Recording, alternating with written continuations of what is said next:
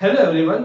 आज के इस वीडियो में हम जानेंगे direct plan versus regular plan. जब भी हम म्यूचुअल फंड में इन्वेस्ट करते हैं तो हम किस रूट से आते हैं इन्वेस्ट के लिए, डायरेक्ट जाते हैं या रेगुलर जाते हैं, कोई ब्रोकर या एजेंट के थ्रू। चलिए आज इसको समझते हैं। चलिए पहले देखते हैं डायरेक्ट प्लान। देखिए एक पर्सन है, अगर उसको म्यूचुअल फंड में इन्वेस्ट करना है, ये HDFC AMC है। HDFC AMC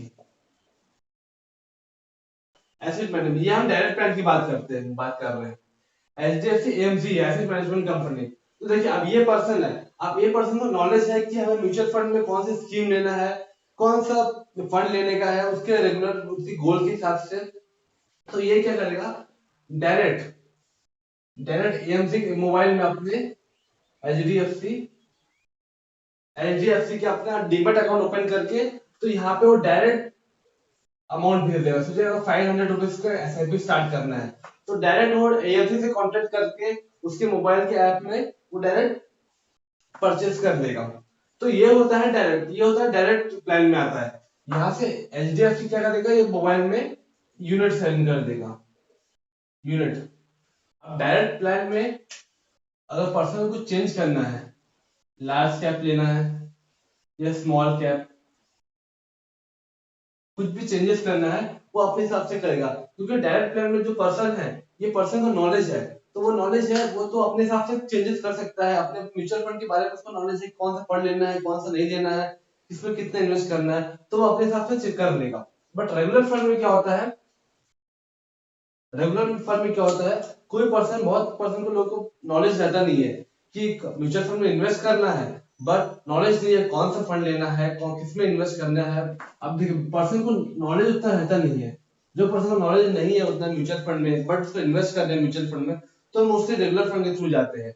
लेकिन रेगुलर फंड में क्या होता है, सेम एग्जांपल लेते हैं, ये HDFC AMC। तो यहाँ पे क्या होता है, एक ब्रोकर अपना रोल करता है, एक ब्रोकर अपना बीच में आता है। तो वो क्या करता है, ये पर्सन का पैसा लेके एंड उसका डीमैट अकाउंट,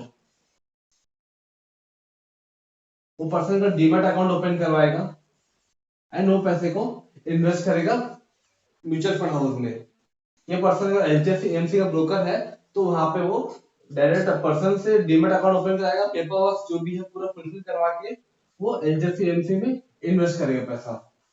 और जो भी इसका रिक्वायरमेंट्स है, लार्ज कैप लेना है, गोल के हिसाब से कौन सा फंड बेस्ट है उसके लिए, कितने टाइम ड्यूरेशन के लिए वो इन्वेस्ट कर रहा है पर्सन, तो उसको देखते हुए वो एक फंड सजेशन करेगा, बताएगा उसको लार्ज कैप लेना है या स्मॉल कैप लेने का है, या आपको डेट कैटेगरी में जाना है, आपको क्या है नॉलेज है, वो सब आपको ब्रोकर प्रोवाइड करेगा,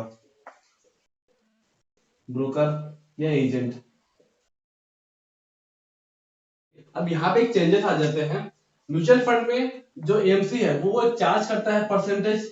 इसमें हम एग्जांपल ले लेते हैं 1% एक्सपेंस रेशियो।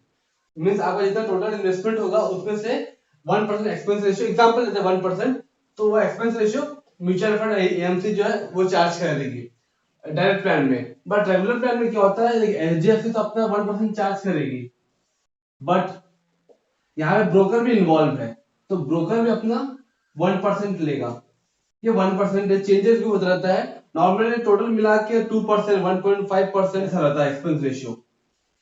तो यहाँ पे ये एग्जांपल में हो गया, ये दोनों का ऐड करके 2%, ये 2%। मीन आपको रेगुलर फंड में थोड़ा एक्सपेंस रेशियो आपको ज्यादा देना पड़ेगा, यहाँ पे 2% एंड डायरेक्ट फंड में 1%, क्योंकि यहाँ पे आप अपने से सब कुछ मैनेज कर रहे हो और यहाँ पे ब्रोकर इन्वॉल्व है। एक एग्जांपल लेते हैं, कोई भी फंड है जैसे निपॉन, निपॉन स्मॉल कैप। देखिए निपॉन स्मॉल कैप या कोई भी फंड अगर हम लेने आते हैं, तो पहले उसमें देखते हैं कि ये ओपन एंडेड है, ये क्लोज। अगर हमें इन्वेस्ट करना है, SIP करना है, तो ओपन एंडेड में जाएंगे। एंड अगर आप लोग NFO के टाइम में लेना है तो क्लोज एंडेड में जाएंगे, या फिर हमें लमसम इन्वेस्टमेंट करना है। एंड उसमें सेकंड देखा जाता है कि growth, growth income distribution come dividend withdrawal and dividend reinvestment.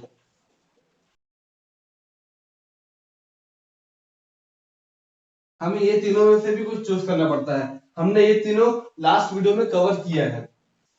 तो हमें ओपन एंडेड क्लोज एंडेड देखना पड़ता है, फिर हमें देखना पड़ता है कि ग्रोथ है कि आईआईडीसीडब्ल्यू लेना है या फिर डिविडेंड को रीइन्वेस्टमेंट, ये तीनों में से कोई एक चूज करना पड़ता है। और उसके बाद अगर आप कोई ब्रोकर के थ्रू जा रहे हैं तो वो आपको रेगुलर प्लान एक सपोर्ट करेगा, रेगुलर प्लान देगा।